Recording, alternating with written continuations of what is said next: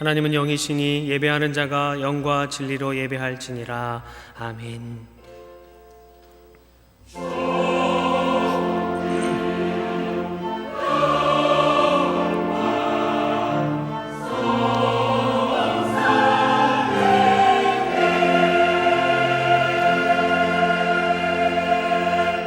사랑하는 성도 여러분, 여호와는 마음이 상한 자에게 가까이 하시고 중심에 통회하는 자를 구원하시는 도다라고 하셨습니다.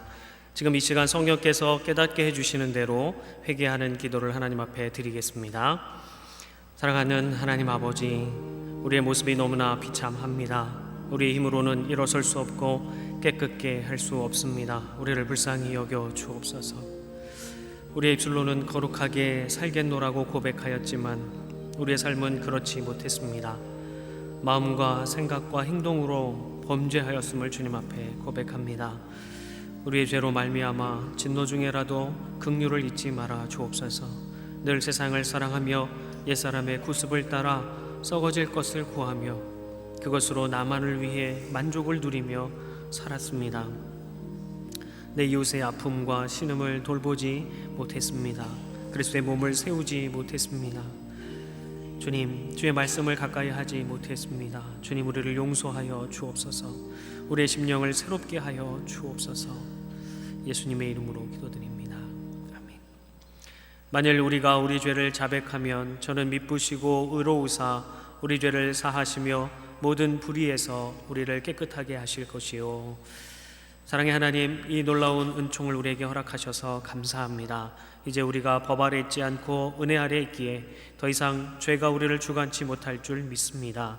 우리를 다시 한번 성령으로 강건케 하시고 충만케 하여 주옵소서. 예수님의 이름으로 기도드립니다. 아멘. 전능하사 천지를 만드신 하나님 아버지를 내가 믿사오며 그 외아들 우리 주 예수 그리스도를 믿사오니 이는 성령으로 잉태하사 동정녀 마리아에게 나시고 본디오 빌라도에게 고난을 받으사 십자가에 못 박혀 죽으시고 장사한 지 사흘 만에 죽은 자 가운데서 다시 살아나시며 하늘에 오르사 전능하신 하나님 우편에 앉아 계시다가 저리로서 산자와 죽은 자를 심판하러 오시리라. 성령을 믿사오며 거룩한 공회와 성도가 서로 교통하는 것과 죄를 사하여 주시는 것과 몸이 다시 사는 것과 영원히 사는 것을 믿사옵나이다. 아멘. 주여, 주는 대대에 우리의 거처가 되셨나이다. 산이 생기기 전 땅과 세계도 주께서 조성하시기 전 곧 영원부터 영원까지 주는 하나님이시니이다.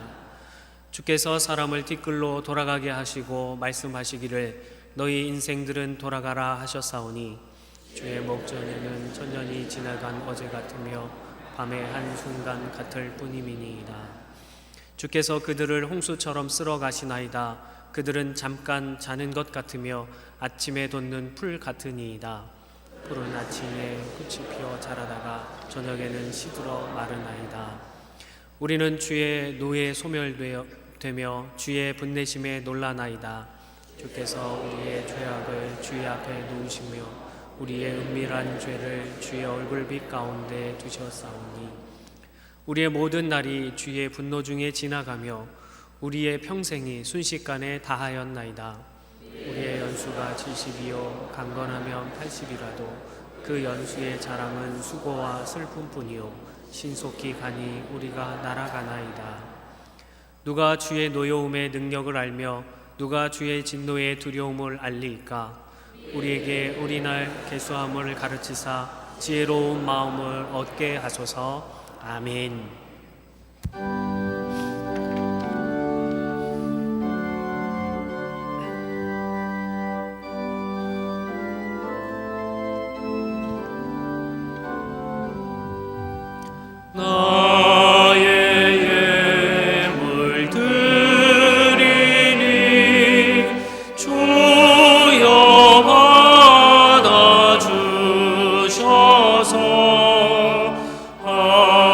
하늘나라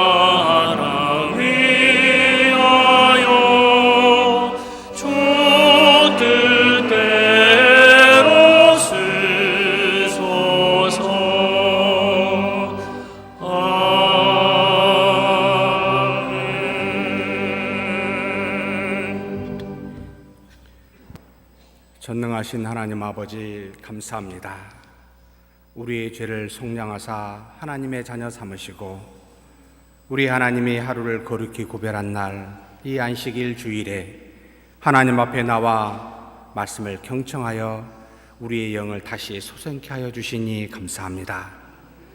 뿐만 아니라 우리의 연약한 육신을 달마다 붙들고 도우사 우리에게 일용할 양식을 허락하여 주사 하나님의 은혜 가운데 육체적 강건함도 누리게 하여 주시니 감사합니다. 모든 것이 감사하고 모든 것이 하나님으로부터 왔음을 고백하여 그 중에 일부를 따로 하나님께 11조와 감사와 선교와 각종 목적 헌금으로 드리오니 하나님, 이 물질이 이 땅에서 하나님의 나라와 의를 위하여 귀하게 사용되어질 수 있도록 역사하여 주시옵소서. 또한 우리가 이렇게 드리며 하나님 앞에 머리 숙인 주의 모든 백성들이 이 땅에 살면서 주신 하나님의 사명과 직분을 교회 안에서 찬양대로, 교사로, 친교실에서 여러 가지 모양으로 또 여러 성도들의 손과 발이 되어 밖에서 운전하고 또 주차함으로 각종 모양으로 하나님 앞에 봉사케 하여 주셨으며 또 교회 밖에서 이 땅에 사는 우리 민족과 우리 사회 안에서 하나님의 나라와 의를 가지고 하나님을 사랑하고 이웃을 사랑할 수 있도록 우리를 붙들어 주시니 우리가 하는 모든 봉사와 일 가운데 하나님의 형통함이 있게 하여 주시옵소서. 그래서 모든 것이 하나님이 하신 일이요 하나님의 영광임을 알고 그렇게 믿음으로 사는 우리 모두가 되게 하여 주옵소서. 사랑하는 자에게 영혼이 잘됨같이 내가 범사에 잘되게 강건하기를 원하시는 하나님, 이 시간에도 하나님께서 우리에게 믿음의 형제 보내주시니 감사합니다. 우리 이독주 하나님의 귀한 성도에게 은혜와 능력을 더하여 주시고 믿음의 가족으로서 우리와 동일한 은혜 가운데 하나님을 찬양하는 놀라운 일들이 일어나게 하여 주옵소서. 무슨 이유로든 여기 모인 하나님의 귀한 백성들에게 하나님 놀라운 은혜를 더하여 주시고 온전히 하나님께만 영광 돌릴 수 있는 예배되게 하여 주시옵소서. 감사하고 우리 주님 예수님의 이름으로 기도하옵나이다.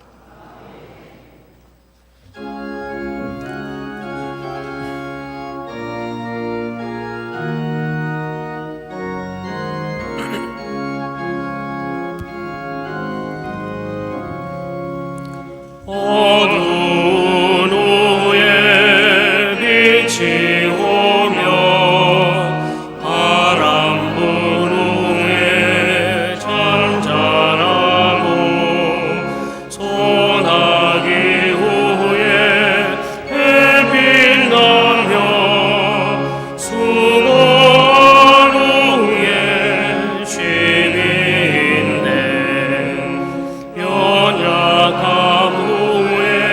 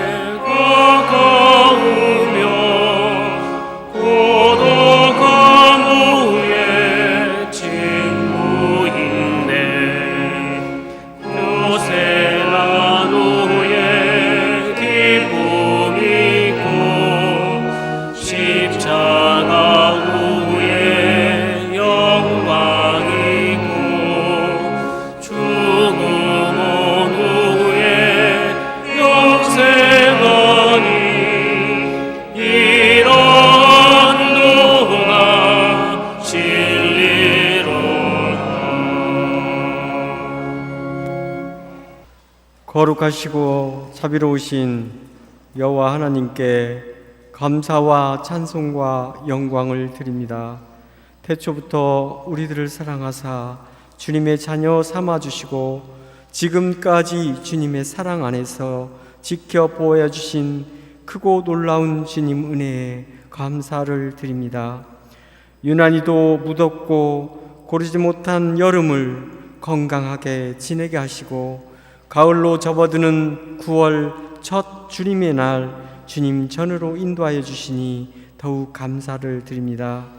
이 시간도 상하고 갈급한 심령 가지고 주님 앞에 나왔습니다.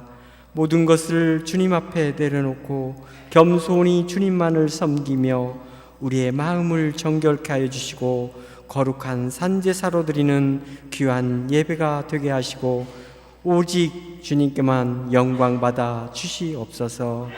사랑의 하나님 아버지, 주님께서 내가 너희를 사랑한 것처럼 너희도 서로 사랑하라고 말씀하셨는데 우리 모두가 먼저 사랑받기만을 원하며 살아오지 않았는지, 나의 정욕과 세상 유혹에 빠져 세상과 세상에 속한 것을 사랑하며 지내오지 않았는지 이 시간 회개하오니 용서하여 주시옵소서. 주님께서 내가 거룩하니 너희도 거룩하라고 말씀하셨는데 그리스도의 향기를 드러내지 못하고 빛과 소금의 역할을 다하지 못하고 주님의 성품으로 세상과 구별된 거룩한 삶을 살아오지 못한 우리의 죄를 용서하여 주시옵소서. 우리 모든 성도가 그리스도와 함께 십자가에 못 박고 세상에 나아가 주님의 뜻에 따라 살며 경건의 능력을 가지고 내가 먼저 섬겨주고 이해해주며 교회의 덕을 세우고 성도의 본을 보여서 성령의 열매를 풍성히 맺는 거룩하고 성숙한 성도로 거듭나게 하옵소서. 내 발의 등이요 내 길에 비치신 말씀을 날마다 사모하고 순종하며 오직 주님만 의지하고 신뢰하여 어지럽고 험악한 세상에서 승리하는 삶을 살게 하옵소서. 하나님 아버지, 그리스도의 몸된 교회를 위하여 기도합니다. 올해 계획한 모든 일정들이 남은 하반기에도 주님의 뜻 안에서 예정한 대로 잘 진행될 수 있도록 성령께서 친히 인도하여 주시고 은혜 내려 주시옵소서. 서문 공동체를 통하여 지역과 나라에도 주님의 사랑을 전하는데 부족함이 없도록 날마다 지켜보여 주시고 은혜와 평강이 넘치게 하옵소서. 나라와 국가를 위하여 기도합니다. 현재 국내적으로 안보와 외교, 경제 등 주변 강대국 틈에 끼어 아주 어려운 가운데 있습니다. 주님이 오실 때까지 한 민족이 하나가 되어 암흑의 북한에도 복음의 물결이 일어나가시고 종교 지도자들과 국가 유정자들에게도 지혜와 능력을 주셔서 공의와 정의가 바로 세워지고 청렴과 정직으로 국민을 위하고 섬기는데 부족함이 없도록 인도하여 주시옵소서. 이 시간 각자 처소에서 드러내지 않고 힘쓰고 애쓰는 성도들과 모든 부교역자에게도 하나님의 은혜와 축복으로 채워주시고 헌신 봉사하는 성도들에게 더욱 온유한 마음으로 섬겨주고 격려하며 칭찬하여 힘과 용기를 더하게 하옵소서. 세계 곳곳 척박한 땅 오지에서 주님의 지상 명령에 따라 주님의 사역을 감당하고 있는 선교사들에게도 건강과 축복을 더하사 선교 현장에서 성령의 역사하심을 깨닫게 하시고 기도와 간구하는 모든 일들이 주님의 뜻 안에서 이루어지길 간절히 기도합니다. 자비로우신 하나님 아버지, 이 시간에도 낙심 중에 있거나 시험당하는 자를 위로하여 주시고 사고나 병고 여러 가지 마음은 원이지만 육신이 약하여 이 자리에 나오지 못한 환우들을 기억하시고 능력의 손으로 어루만져 주시고 자비와 긍휼을 베풀어 주시옵소서. 말씀 증거하시는 김석권 목사님에게 성령께서 강권적으로 붙들어 주셔서 선포되는 말씀으로 우리의 심령이 변화되고 성령 충만함으로 세상에 나가 예수의 향기를 드러내며 성령 충만함으로 믿음의 반석 위에 굳게 서서 주님의 영광을 위하여 거룩한 빛의 자녀로 귀히 쓰임받는 성도들 되게 하옵소서. 온몸과 정성과 뜻을 모아드리는 할렐루야 찬양대의 찬양을 주님께서 기뻐 받아주실 걸 믿사오며 지휘자, 반주자, 오케스트라와 모든 찬양 대원들에게도 주님의 은혜와 사랑이 넘치게 하옵소서. 부족한 죄인 우리의 생명과 참 소망이 되시며 세상의 빛으로 오신 예수 그리스도의 이름으로 간절히 기도드립니다. 아멘.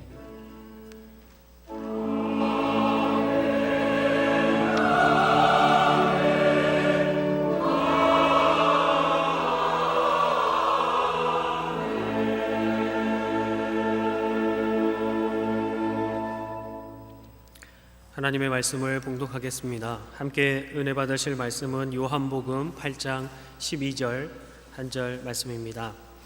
신약성경 157쪽 전후에 있는 요한복음 8장 12절 말씀입니다. 12절 한 절 말씀 제가 봉독하여 드리겠습니다.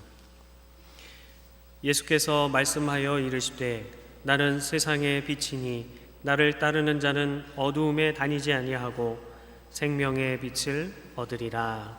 아멘.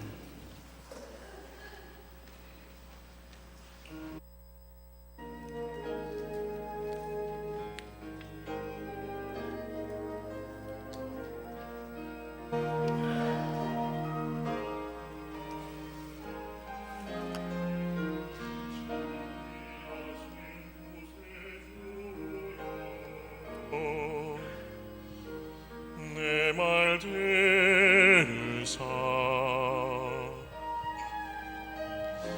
죄인 오라 하실 때에 날 부르소서.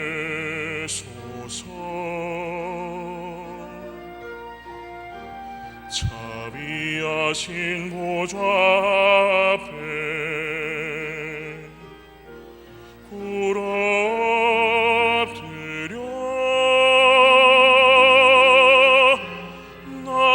죄를 회개하니 믿음 주소서.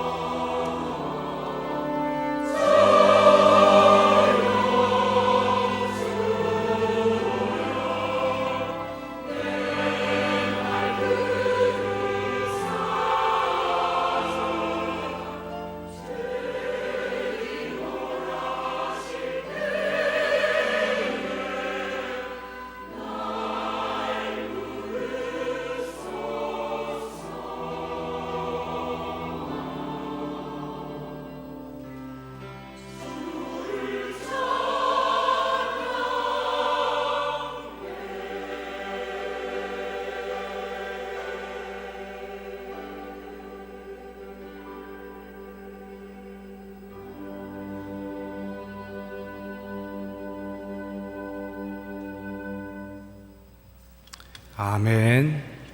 우리 삼위일체 하나님께 영광과 찬양을 올려드립니다. 하나님 아버지 감사합니다.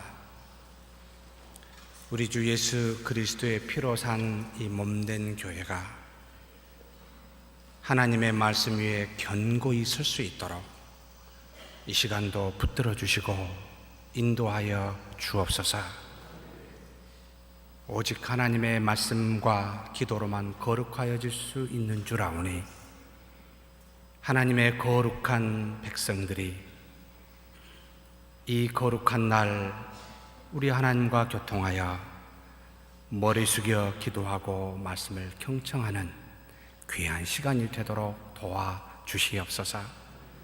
우리 주님 예수님의 이름으로 기도하옵나이다. 아멘. 요한복음은 다른 공관 새 복음서와는 다르다라는 말씀을 제가 자주 드렸습니다. 예수님의 가장 나이 어린 사도, 신약 성경에 가장 늦게 쓰여진 이 요한복음, 요한 1, 2, 3서, 요한계시록, 이미 모든 제자들과 선지자들에 의해 기록되어진 말씀을 보고 좀 더 예수 그리스도가 누구신가 조금 더 깊이 있게 다루고자 우리에게 준 귀한 말씀이 요한복음입니다. 물론 모든 성경의 말씀이 다 귀하고 중요하지만 그리스도가 누구신가 라고 생각하여 깊이 알고 싶다면 가장 먼저 보아야 될 것이 요한복음입니다.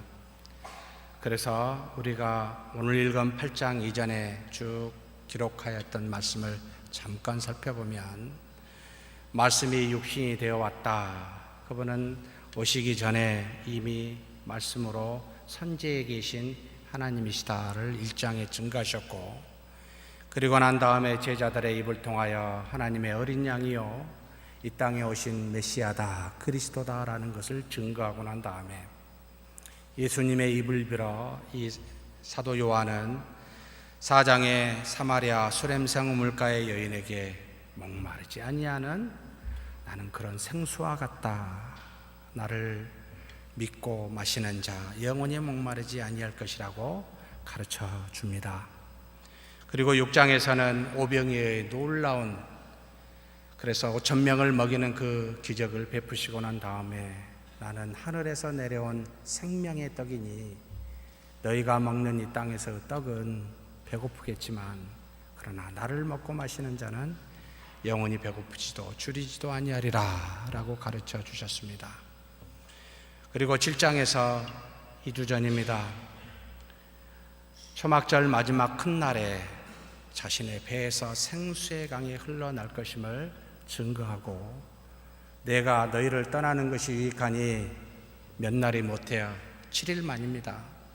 보혜사 이 성령을 보내사 모두에게 택한 자에게 머물러 하나님이 보내사 이 땅에 이루게 하신 구원의 속량을 값없이 전가시켜 줄 것임을 이 한 말씀으로 축약하여 그와 같은 예수 그리스도임을 증거하고 난 다음에 오늘 우리가 읽은 이 본문 8장 12절에 예수 그리스도께서는 자신이 생명의 빛이라 세상의 빛이라 라고 증거하고 계십니다. 이 모든 말씀이 요한복음 14장 6절 말씀으로 사실 다 결론적으로 축약해서 우리에게 증거하고 계십니다. 같이 한번 읽어봤으면 좋겠습니다. 예수께서 이르시되 내가 곧 길이요 진리요 생명이니 나로 말미암지 않고는 아버지께로 올 자가 없느니라. 피조물인 우리, 피조물보다도 더 못한 죄인된 우리의 죄를 속량하시고 그리고 다시 하나님과 연합하여 영원히 살 수 있도록 중간에 매개자로서 중보자로서 이 땅에 오신 예수 그리스도 외에는 그 어떤 것도 길이 될 수도 생명이 될 수도 진리 될 수도 없음을 밝히고 우리로 하여금 왜 그리스도를 믿어야 되는지를 분명하게 이 사도 요한은 가르치고 있습니다. 이렇게 8장에 읽은 우리 12절에 예수님은 세상의 빛 곧 생명의 빛이라 라는 말씀을 하시기 전에 이 8장은 먼저 우리가 너무나도 잘 아는 현장에서 가늠한 여인의 사건으로 출발합니다. 시간이 없어 다 다룰 수는 없지만 3가지 정도의 교훈을 우리에게 주고 있습니다. 명절 끝난 다음 날, 초막절의 8일이 지나고 난 다음 날, 지금의 주일이겠지요. 안식일이 마치고 난 다음 주일날 예수님은 이미 다 파장하여 떠난 이 성전, 이제는 다 고향으로 돌아간 유대인들, 그러나 그 성전에 다시 들어갑니다. 왜? 누구를 만나고 싶어서 그때 찾아온 사람들이 성전을 청소하고 8일 동안 유대인들의 눈을 피해서 들어갈 수 없어서 이제는 다 떠나고 난 다음에 찾아오는 백성들을 위해, 지금으로 말하면 병자들 또는 죄인들, 세리를 포함해서 이런 사람들을 만나기 위해서 예수님이 또 찾습니다. 예수님이 계신 곳은 어떤 곳이라? 참 낮은 곳이구나. 사람이 많고 화려한 곳을 가기보다 어렵고 힘든 사람을 찾아가시는 예수님이구나를 우리에게 보여준 첫 번째 교훈이십니다. 두 번째 교훈은 이 가늠한 여인을 죽이려고 살기등등하게 돌을 들고 있는 유대인들에게 다른 그 무엇으로 가르치시지 아니하고 마음의 법으로, 양심의 법으로 그들을 가르칩니다. 너희 중에 죄 없는 자가 먼저 돌로 치라. 율법을 엄연하게 분명히 어겨서, 그래서 이스라엘 백성의 철저하게 거룩성을 지키기 위해서 하나님이 모세를 통하여 준 이 법, 가늠한 자는 반드시 둘 다 돌로 치라 라고 한 이것을 지키려고 살기등등한 그 유대인들, 그러나 그것으로 예수님을 죽이려고 시험에 빠져 그 예수님을 죽이려고 모의한 이 유대인들이 이 현장에 가늠한 여인을 예수님 앞에 데려왔을 때 말씀하십니다. 마음의 법으로요. 죄 없는 자가 먼저 돌로 치라고요. 우리 중에 누가 죄가 없어서 돌로 칠 만한 자격이 있습니까? 오직 정죄하시는 분은 하나님이시요, 우리는 정죄할 수 없는 자격임을 알라는 것이지요. 남을 향하여 손가락질했던 그 손을 남을 향하지 말고 자신을 향하라는 겁니다. 너희는 너희 스스로가 율법을 지키지 아니하면서 어찌하여 남을 정죄하느냐라고 하는 두 번째 마음의 법으로 우리에게 가르치십니다.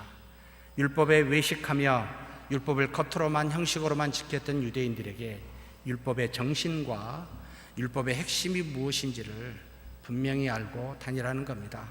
껍데기처럼 주일날 예배 드리고 교회에 나와서 그러는 그런 어떤 정말 썬데이 처치맨이라는 비아냥 소리를 듣는 그런 자가 되지 말고 마음의 소리를 듣고 하나님 앞에 나와 예배를 드리라라는 우리에게 준 두 번째 교훈이지요. 그러면서 세 번째, 예수님께서 이 현장에 가늠한 죄인에게 이야기합니다. 모두 다 이 예수님의 마음의 법을 도저히 거부할 수 없게 다 떠나고 난 다음에 오직 홀로 남은 이 현장에서 가늠한 여인에게 말씀하시는 내용이 뭡니까? 나도 너를 정죄치 아니하노니 가서 다시는 죄를 범하지 말라. 예수님은 이 땅에 정죄하러 온 그런 분이 아니십니다. 예수님은 우리를 구원하러 오셨습니다. 나도 너를 정죄치 아니한다. 그래서 누가복음 5장에 이와 같이 예수님이 말씀하십니다. 내가 의인을 부르러 온 것이 아니요 죄인을 불러 회개시키러 왔노라. 하나님이 주신 율법은 우리를 정죄하여 우리로 죄를 알게 하였지만, 그러나 그 죄를 어찌할 수 없는, 어떻게 해볼 수 없는 우리에게 우리를 정죄하러 예수님이 온 것이 아니라 우리를 그 죄에서 떠나 구원시키려고 그렇게 오신 분이 나다, 나 예수다 라고 지금 세 번째 교훈으로 가르쳐 주시고 난 다음에 우리가 읽은 본문 요한복음 8장 12절 말씀을 다음과 같이 말씀하십니다. 예수께서 또 말씀하여 이르시되 나는 세상의 빛이니 나를 따르는 자는 어둠에 다니지 아니하고 생명의 빛을 얻으리라. 자신이 세상을 비추는 빛이라고 말씀하십니다. 근데 이것은 그냥 어둠을 밝히는 빛의 정도가 아니라 사람에게 생명을 주는 빛이라고 말씀합니다. 예수님을 따르는 자는 어둠에 다니지 않고 생명을 얻는, 그렇게 생명의 빛을 주는 분이 자신 예수 그리스도다라고 증거하고 있습니다. 죄로 인해 인생에 방황하는 자들에게 그리스도를 보고 받아들이는 자는 바로 생명의 빛을 얻게 될 것이다 라고 가르치고 있습니다. 이렇게 예수님이 자신의 세상의 빛이라 라고 증언하자 이것을 못마땅하게 생각한 유대인들이 예수님에게 그 말에 옳지 않다라고 문제 삼습니다. 예수님께서 다음과 같이 그 말에 대해서 대답하십니다. 18절입니다. 내가 나를 위하여 증언하는 자가 되고 나를 보내신 아버지도 나를 위하여 증언하시느니라. 유대인들이 자기가 자기를 증거하면 그건 거짓이지 않느냐, 어찌하여 당신은 자신을 증거합니까? 이렇게 반문하는 그들에게 내가 나를 위하여 증언하는 자가 되고 또 나를 보내신 아버지도 나를 위하여 증언하신다라고 말씀하십니다. 예수님은 이 땅에 오셔서 자신의 영광을 구하기 위하여 자신의 이름 석자를 명예로 남기고자 그 무엇을 행한 적이 단 한 번도 없으십니다. 오직 하나님의 말씀을 듣고 본 그대로 이 땅에서 말씀하셨습니다. 그래서 당신이 한 모든 말은 참되다라고 말하고 이뿐만 아니라 이 말이 참되다는 것을 증명하도록 하나님이 자신에게 놀라운 능력으로 초자연적인 역사, 기적과 이적을 보임으로 나는 그냥 일반적인 말을 하는 자가 아니라 하나님이 보내사 진리의 말을 하는 자임을 입증케 하셨고, 뿐만 아니라 하나님 아버지 스스로가 모든 구약의 말씀을 통하여 전부 증거하는 그와 같은 자임을 이야기해 주고 있습니다. 그래서 요한복음 3장 31절 32절에 예수님은 그렇게 이야기하셨습니다. 위로부터 오시는 이는 만물 위에 계시고, 좀 자기를 증거합니다. 위로부터 왔다는 거죠. 땅에서 난 이는 땅에 속하여 땅에 속한 것을 말하느니라. 예수님은 땅에 속한 것을 말하지 않습니다. 오직 하늘에 있는 것, 하늘에 속한 것을 말합니다. 우리가 이 땅에 살면서 땅에 있는 말을 너무 많이 합니다. 누가 어쩌고 저가 어쩌고 무슨 일이 어쩌고 저쩌고 참 많이 하는데 예수님은 그런 말씀을 한 번도 하신 적이 없습니다. 오직 위에 있는 하늘에 있는 것만 이야기하십니다. 그러면서 무엇을 말합니까? 하늘로부터 오시는 이는 자신이지요 만물 위에 계시나니 그가 친히 보고 들은 것을 증언하되 그 증언을 받는 자가 없도다. 땅의 말을 하면 잘 알고 받아들일 텐데 도대체 하늘의 말을 하니까 우리는 안 받아들이더라라는 것이지요. 참 안타까운 아픔입니다.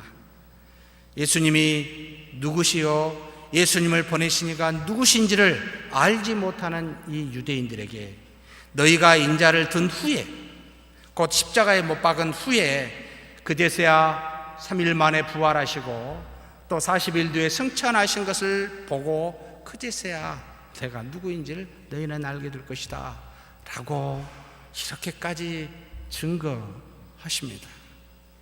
우리는 지금 다 보고 기록된 것을 다 알고 있고 다 지금 믿고 있습니다. 얼마나 복된지 모르겠습니다. 그렇게 말씀하신 예수님, 그리고는 이 생명의 빛에 대하여 크게 두 가지로 우리에게 8장 전체를 통하여 가르쳐주고 있습니다. 첫째는 생명의 빛인 예수 그리스도에게는 뭐가 있다? 무엇을 주신다? 자유가 있습니다. 자유롭게 하신다는 겁니다. 두 번째는 이 자유로만 준 것이 아니라 영원한 생명, 영원히 죽지 않은, 죽음을 보지 않은 영생을 주신다라고 두 가지로 요약해서 가르치고 있습니다. 그렇다면 먼저 예수님은 우리에게 세상의 빛으로서 자유를 주시는 그 내용 31절에서 43절에 증가하고 계시는데 어떤 내용인지 살펴보고자 합니다. 31절 32절에 이와 같이 말씀하십니다. 그러므로 예수께서 자기를 믿은 유대인들에게 이르시되 너희가 내 말에 거하면 참으로 내 제자가 되고 진리를 알지니 진리가 너희를 자유롭게 하리라. 내 말에 거하면 예수님의 말씀을 믿는다는 겁니다. 뭐가 됩니까? 내 제자가 되고 신자가 된다는 말입니다.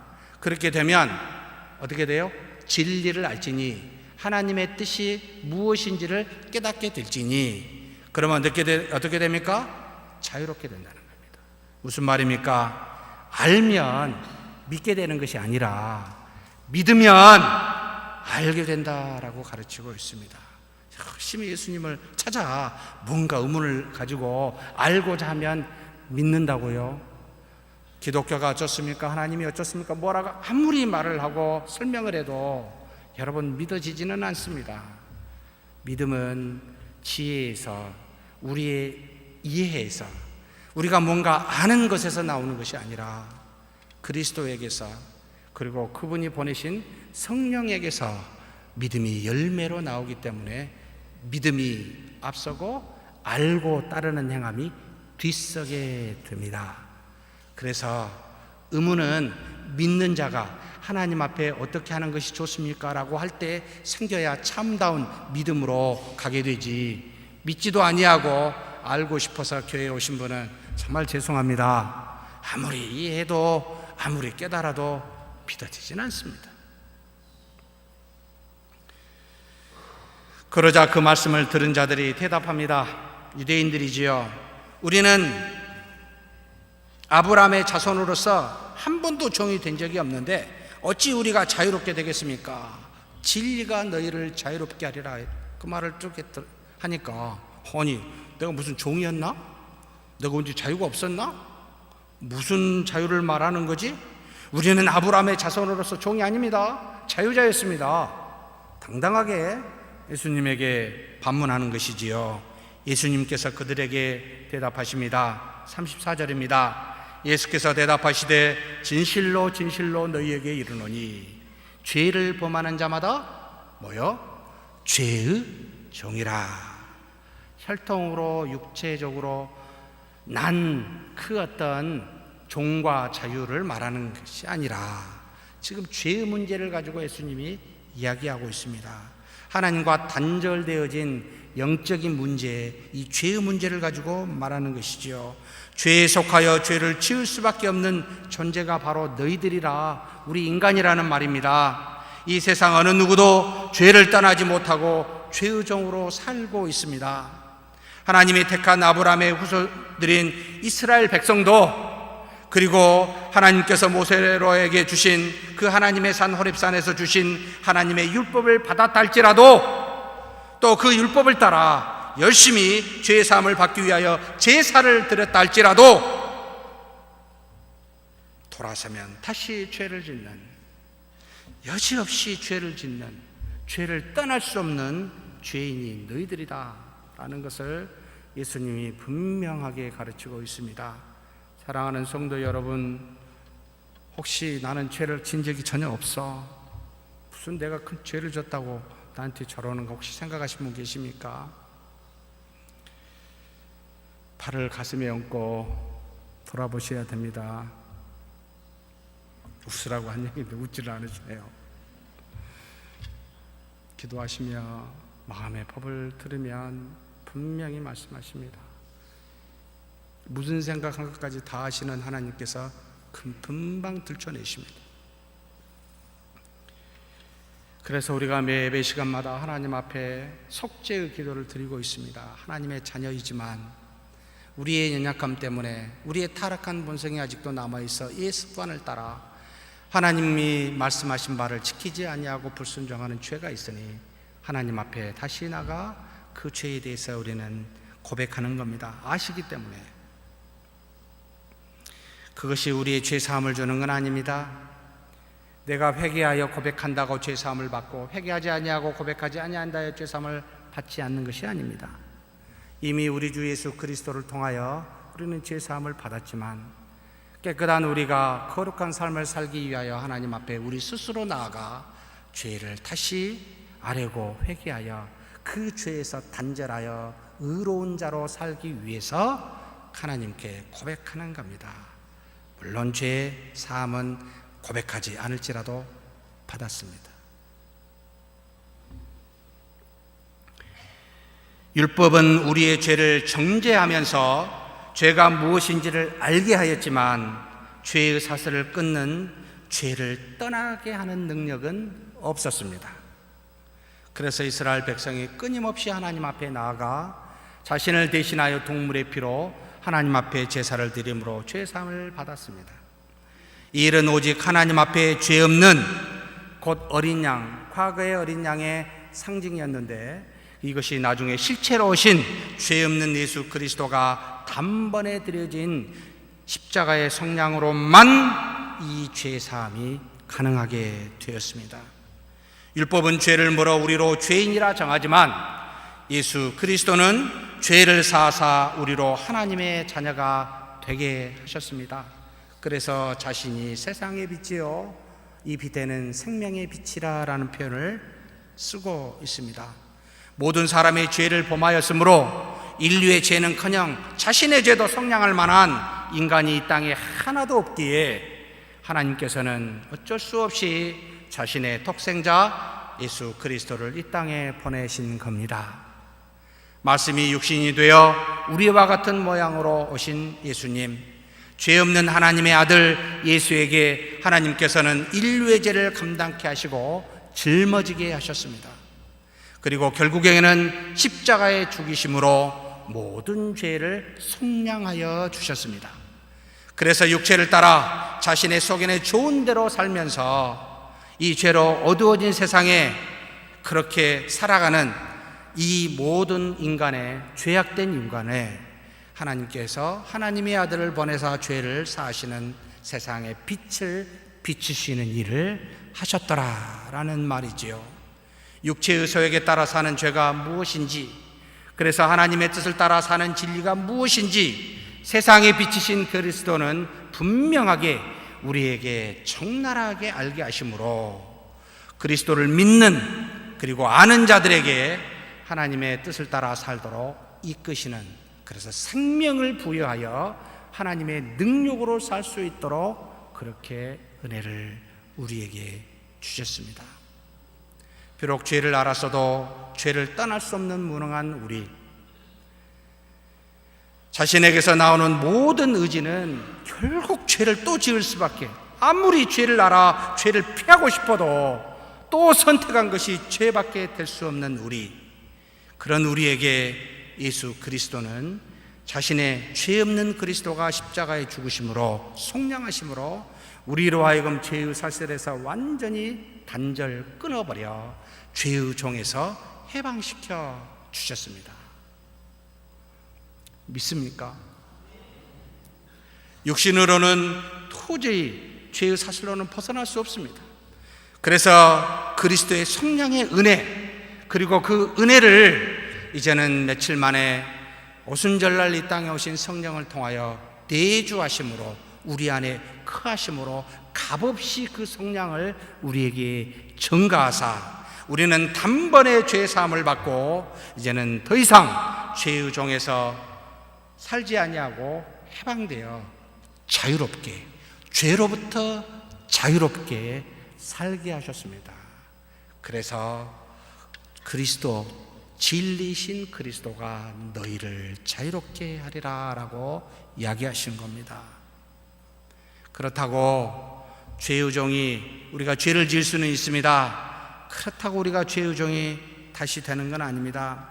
비록 우리의 영은 내주하신 성령과 연합하여 새로운 피조물로 영원히 하나님의 사랑에서 끊어질 수 없지만 아직 우리의 육체는 타락한 본성이 있어 예습관으로 거듭난 자라 할지라도 또다시 하나님의 말씀에 어겨 그 말씀을 불순종하여 죄를 지을 수가 있습니다. 그런데 그렇다고 우리는 다시 죄의 종으로 돌아가는 것은 아닙니다. 그렇다면 그리스도께서 십자가에 죽으신 속량이 헛것이 되겠지요. 그래서 죄에서 해방된 자유자로 우리는 죄를 지을 수는 있지만 그러나 이 죄는 한 번 이미 이루신 그리스도의 속량으로 단번에 우리의 정죄함에서 해방되었기에 우리는 다시 죄의 종이 되지는 않습니다. 그래서 로마서 8장 1절 2절에 그리스도 예수 안에 있는 자에게는 뭐가 있습니까? 생명의 성령의 법이 있기에 죄와 사망의 법에서 해방되었다라고 이야기하고 있습니다.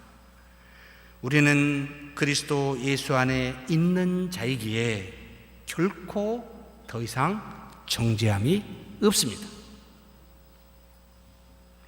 또 우리 안에 떠나지도 졸지도 주무시지도 아니하시는 성령님이 계시기에 우리가 죄를 지을 때마다 우리를 가만두지 아니하시고 무엇하십니까? 탄식하며 간구하시고 우리로 하여금 죄에서 떠나도록 이끄시는 은혜가 끊임없이 존재합니다. 그래서 바울은 로마서 8장 26절에 다음과 같이 증거합니다. 이와 같이 성령도 우리의 연약함을 도우시나니 우리는 마땅히 기도할 바를 알지 못하나 오직 성령이 말할 수 없는 탄식으로 우리를 위하여 친히 간구하시느니라. 회개도 안 하는 나를 위하여 친히 간구하고 계십니다. 탄식하면서. 그러니 우리 마음이 평안하겠습니까? 죄를 지으면 절대 평안하지 않습니다. 평안하게 두시지 않습니다. 하나님의 뜻을 따라 살면 성령의 열매, 9가지 열매가 맺어 평안함을 갖게 하지만 불순종하면 탄식하시기에 우리가 불안하고 불편하게 되어 있습니다. 은혜라는 말이에요. 죄를 지을 때마다 찔리는 것은 은혜라는 말입니다. 왜냐하면 떠나지 아니하시고 계시기 때문에 그렇습니다. 죄를 지은다고 우리는 절대 죄의 종으로 다시 돌아가지 않습니다. 그러니 사랑하는 성도 여러분, 사함받지 못할 죄가 없으니 여러분 기도하십시오. 죄의 책감, 죄책감에서 여러분 벗어나십시오. 우리는 더 이상 죄의 종이 아닙니다. 죄를 지었으면 잘못했습니다. 탄식하며 기도하시는 성령 앞에 회개하십시오. 그리고 하나님의 자녀인 우리는 무엇으로도 끊을 수 없는 하나님의 사랑이 있기에 이 죄에서 넉넉히 이기게 하신다고 로마서 8장 35절에서 37절에 또다시 증거하십니다. 누가 우리를 그리스도의 사랑에서 끊으리요? 환난이나 공고나 박해나 기근이나 적신이나 위험이나 칼이랴.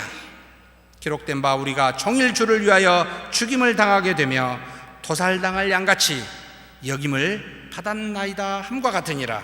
그러나 이 모든 일에 우리를 사랑하시는 이로 말미암아 우리가 어떻게 돼요?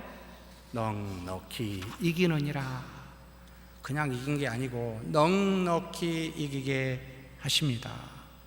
우리 힘으로가 아니라 네 안에 계신 떠나지 아니하시는 하나님의 사랑으로 거주하신 성령님의 능력으로 넉넉히 이기게 하시는데 어찌하여 아직도 죄의 사슬 아래 놓여 있습니까? 그래서 예수님께서 다음과 같이 말씀하십니다. 요한복음 8장 35, 36절에 종은 영원히 집에 거하지 못하되 아들은 영원히 거하나니 그러므로 아들이 너희를 자유롭게 하면 너희가 참으로 자유로우리라. 우리는 종입니까? 아들입니까? 우리는 죄의 종이 아니요 하나님의 아들입니다. 하나님의 아들인 예수님이 우리를 자유롭게 하셨다라고 말씀하고 있습니다. 그래서 우리는 죄의 종에서 벗어났을 뿐만 아니라 하나님의 아들이, 자유로운 아들이 되었다라는 겁니다. 그러니 더 이상 죄의 모양이라도 취하지 마시고 혹 취했다면 여러분 버립시다. 버립시다. 우리는 영원히 아버지 집에서 거하는 자들이 이미 되었기 때문입니다. 사랑하는 성도 여러분, 이것을 믿으십니까? 믿는 우리가 잠깐 죄를 지을 수 있지만 우리는 죄의 종이 아니라 하나님의 자녀임을 꼭 기억합시다. 항상 기억합시다. 그러므로 자녀답게 삽시다. 믿음으로 넉넉히 이기는 성령의 하나님을, 우리 안에 계신 이 하나님을 의지합시다. 그러면 이길 수 있습니다. 반드시 이길 수 있습니다. 이 말씀을 유대인들이 듣고 깨달았을까요? 정말 미안하게도 깨닫지 못했습니다. 44절에서 50절에 기록하고 있습니다. 예수님께서 그들을 향하여 질책하십니다. 너희는 너희 아비 마귀에서 낳은 자들이라 라고요. 마귀는 처음부터 살인한 자요, 진리가 그 속에 없는 자라 라고 이야기를 합니다. 그들은 하나님께 속하지 아니하였기에 들어도 깨닫지 못한 자들이라 라고 유대인들을 향하여 지적합니다. 사랑하는 성도 여러분, 우리는 그런 자들이 아니지 않습니까? 하나님의 말씀을 듣고 깨닫는 자들이 아닙니까? 그러니 깨달은 대로 믿고 나가는 저와 여러분이 되었으면 좋겠습니다. 하나님의 택한 자들만이 이 진리의 말씀을 깨달을 수가 있다라고 말합니다. 그러니 아무리 나가서 세상의 사람들에게 외쳐보십시오. 저들은 유대인들과 같이 너에게 능력이 있느냐라고 우리에게 있느냐고 물어볼 겁니다. 또 헬라인과 같이 너희에게 지혜가 있느냐라고 물어볼 겁니다. 주 예수 그리스도가 우리의 길과 진리와 생명임을 말할 때마다 웃음을, 비난을, 조롱을 할 겁니다. 왜요? 어리석게 보이니까요.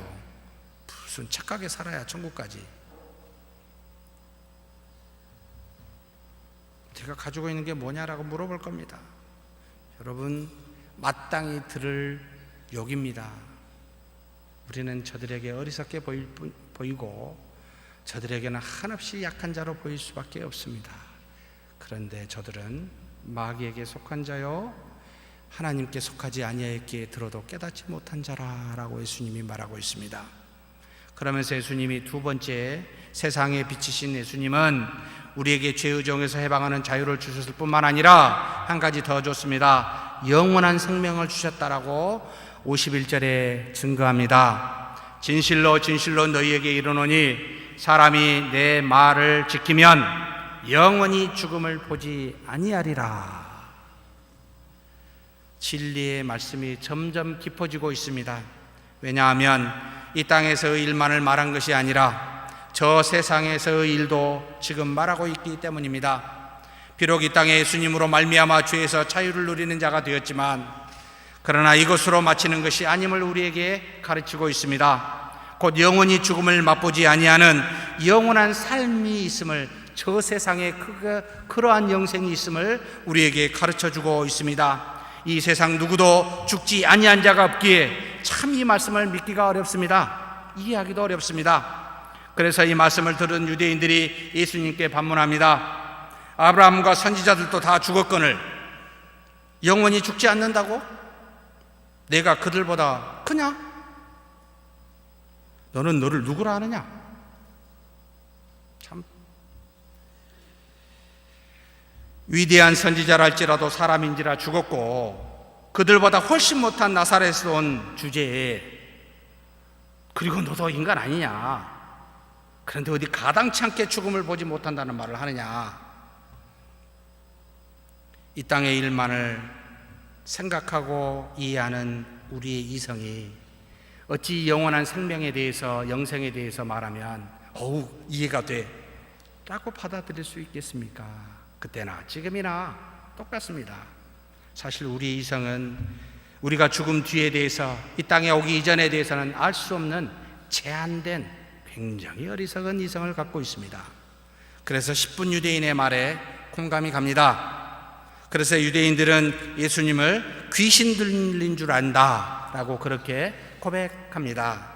미친 사람이라는 거죠. 그렇게 생각 안 하겠습니까? 예수님께서 그들에게 다음과 같이 대답하십니다. 54절입니다. 예수께서 대답하시되 내가 내게 영광을 돌리면 내 영광이 아무것도 아니거니와 내게 영광을 돌리시는 이는 내 아버지시니 곧 너희가 너희 아버지 하나님이라 칭하는 그이시니라. 무슨 말입니까?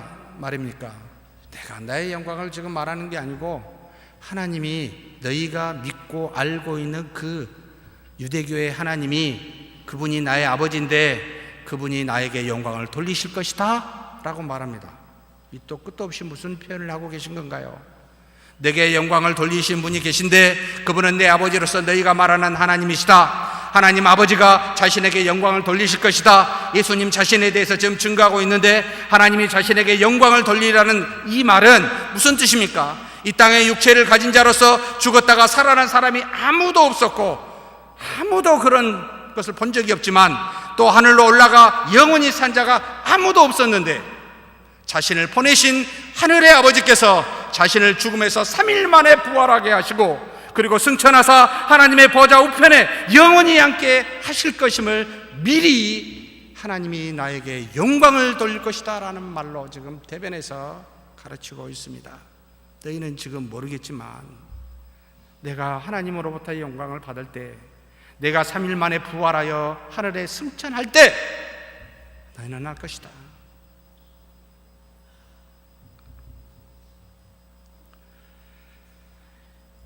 그래서 예수님이 이와 같이 유대인들에게 자신에 대해서 증거하시고 인간이신 예수님이 이 영광을 첫 열매로 보이게 하나님의 자신에게 영광을 주사 첫 열매로 보이게 하시고 또 예수님의 말씀을 믿고 지키는 자들에게도 자기와 똑같은 영광이 임할 것임을 시사하고 있습니다. 그래서 바울이 고린도전서 15장 말씀에 이렇게 증거하고 있습니다. 그러나 이제 그리스도께서 죽은 자 가운데서 다시 살아나사 잠자는 자들의 첫 열매가 되셨도다. 힘이 부활하심을 경험한 40년 50년 뒤에 고린도 교회에서 바울이 고린도 교회를 위해서 에베소 교회에서 쓰고 있는 증거의 말씀 중에 뭐라고요? 그분은 잠자는 자들의 첫 열매가 되셨도다 일어났습니다. 사망이 한 사람으로 말미암았으니 죽은 자의 부활도 한 사람으로 말미암는도다. 아담 안에서 모든 사람이 죽은 것 같이 그리스도 안에서 모든 사람이 삶을 얻으리라. 그러나 각각 자기 차례대로 되리니 먼저는 첫 열매인 그리스도요 다음에는 그가 강림하실 때 그리스도에게 속한 자요 믿는 모든 우리를 말하고 있습니다. 사랑하는 성도 여러분, 첫 열매 되신 예수님과 같이 부활과 승천으로 영원히 죽지 않은 그런 영광이 우리에게도 임할 줄 믿으십니까? 그렇다면 우리는 반드시 다음이 되어야 됩니다. 두 가지가 따라와야 됩니다. 우리 모두는 영생을 가진 자이니 이 땅에 소망을 두겠습니까? 안 두겠습니까? 안 두게 되지요. 소망을 둘 이유가 없게 된다는 말입니다. 그래서 디모데전서 6장 17절 말씀에 내가 이 세대에서 부한 자들을 명하여 마음을 높이지 말고 정함이 없는 재물에 소망을 두지 말고 오직 우리에게 모든 것을 후히 주사 누리게 하시는 하나님께 두라 라고 말합니다. 우리의 소망은 하나님께 있습니다. 영원한 나라에 있기에 어디에 두지 말라고요? 정함이 없는 재물에 소망을 두지 말라. 썩어 없어지는 이 땅의 것에 소망을 두지 말라라고 가르치고 그래야 당연하지 않습니까? 영생을 믿습니까? 그러면 이 땅에 소망이 없는 자가 되어야 합니다. 영생에 소망을 두는 자들은 두 번째, 장차받을 고난과 역경에 두려워하지 않는 자들이어야 됩니다. 왜 그렇습니까? 정해져 있잖아요, 결과가. 그래서 요한계시록 2장 10절에 이와 같이 말씀하십니다. 너는 장차받을 고난을 두려워하지 말라. 볼지어다 마귀가 장차 너희 가운데서 몇 사람을 오게 던져 시험을 받게 하리니 너희가 10일 동안 환난을 받으리라. 내가 죽도록 충성하라. 그리하면 내가 생명의 관을 내게 주리라. 여러분 환난과 역경 맞이하고 계시지요? 난 너무 좋아 이 땅에 아무 환난이 없어. 혹시 그런 분 계신가요? 정말 부럽지 않습니다. 그런 사람이 없어요. 그런데 우리는 환난과 역경이 오더라도 뭐 하지 말라? 두려워하지 말라는 겁니다. 왜 그렇습니까? 그것이 나를 삼키지 못하고 우리는 뭐가 기다리고 있습니까? 하나님이 주실 생명의 면류관, 생명의 관이 기다리고 있기 때문에 그렇습니다. 그래서 믿음의 조상 아브라함도 이 예수님의 때를 보기를 원하였다라고 나옵니다. 그래서 그것을 보고 기뻐하였다라고 예수님이 증거합니다. 이게 무슨 일이죠? 아브라함이 나기 전부터 계신 예수님께서 하늘에서 아브라함에게 이 땅에 오시기 전에 미리 보여주시고 알려주신 것이라는 말이죠. 하늘에 가보지 않은 우리 인간이 이 일에 대해서 어찌할 수 있겠습니까? 예수님의 말에 그 증거에 기댈 수밖에 없습니다. 무슨 말입니까? 하나님은 인간으로 이 땅에 오신 예수 그리스도 인간으로 오셨지만 하나님이십니다. 그분의 아들 하나님으로 로고스로 말씀으로 계셨습니다. 이것은 영생을 가진 자만이 알 수 있는 비밀이기도 합니다. 그러니 사랑하는 성도 여러분, 오직 세상에 비치신 예수님을 믿고 알아서 자유와 영생을 누립시다. 그런데 이 땅에서만 말고 저 세상에서도 마음껏 누릴 수 있는 저와 여러분이 되기를 주의 이름으로 축복합니다. 하나님 아버지 감사합니다. 우리에게 생명의 빛, 세상의 빛으로 우리 주 예수 그리스도를 보내사 믿고 알게 하여 주시니 감사합니다. 이제는 우리 주 예수 그리스도로 말미암아 모든 죄에서 해방된 자유자가 되었고, 이제는 영원한 생명을 허락하사 우리가 영원히 죽음을 보지 아니하는 그와 같은 하나님의 자녀로 삼아 주셨사오니, 이 땅에서나 저 세상에서나 이 땅에 물질에 소망을 두지 아니하고 하나님께 두며 세상에 그 무엇을 두려워하지 아니하고 담대히 믿음으로 살아가는 우리 모두가 되게 하여 주시옵소서. 우리 주님 예수님의 이름으로 기도하옵나이다. 아멘.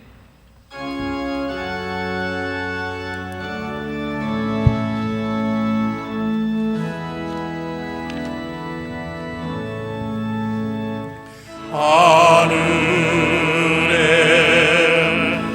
계신 아버지,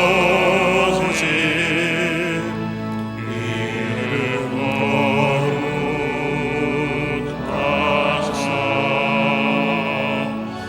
주님 나라라 임하시고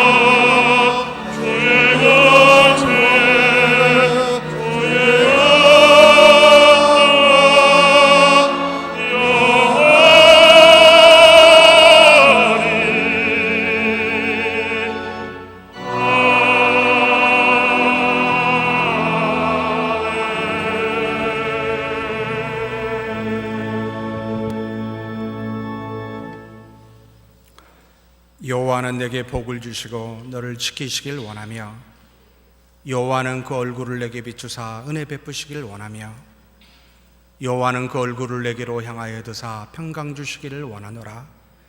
주 예수 그리스도의 은혜와 하나님의 사랑과 성령의 교통하심이 너희 무리와 함께 있어지이다. 아멘.